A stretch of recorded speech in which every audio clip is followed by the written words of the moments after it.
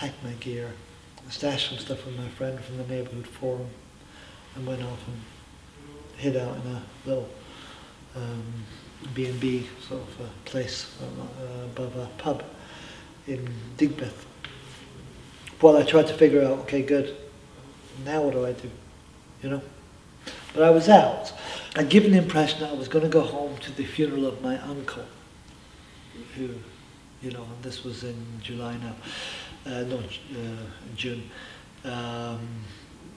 It was a fact that he had died, but I said that I was going to go to his funeral. And the reason I did that, because I wanted to buy myself some time to collect some papers and to look at my options, you see what I mean?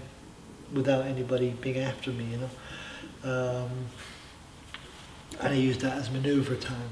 And so by the time that period was up, I was out of there, I was in hiding, and they didn't know I was gone.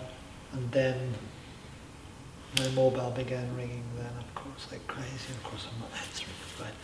And I hear messages, hey John, where are you? You're supposed to be back here today, and we're supposed to be doing blah, blah, blah, blah, blah, blah, right? And I go, okay, what the heck with this? So I go to an internet cafe, I send an email to the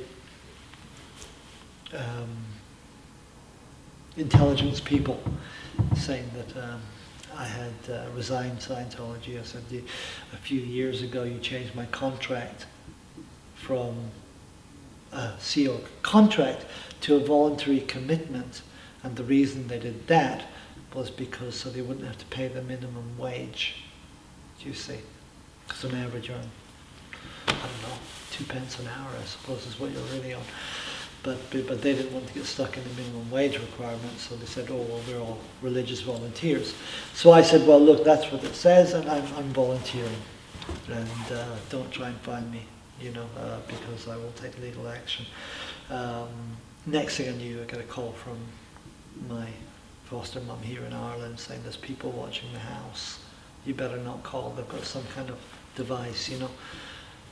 Other family members had been getting visits, you know, because they knew everything about where I came from, because you confess everything to Scientology, right? So I remained in hiding for 3 weeks, literally.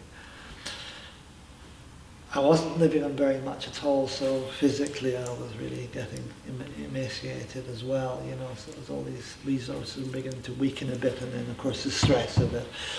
I'd had to check myself into A&E with I don't know, I couldn't breathe, I was sort of an asthma came on that since I was a small child. So the stress was really hitting me, and I realised that, okay, I've got to get back and I've got to make the coast clear for myself. So what I did was I walked past one of the senior execs where he has lunch, you see, every day, and I went up there and I just walked past him, and he saw me and he tried to follow me, but you know, I didn't planned out.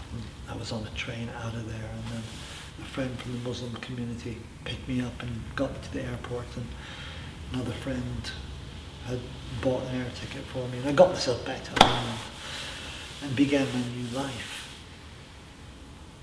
That was it. That was me out of Scientology, and the end of 22 years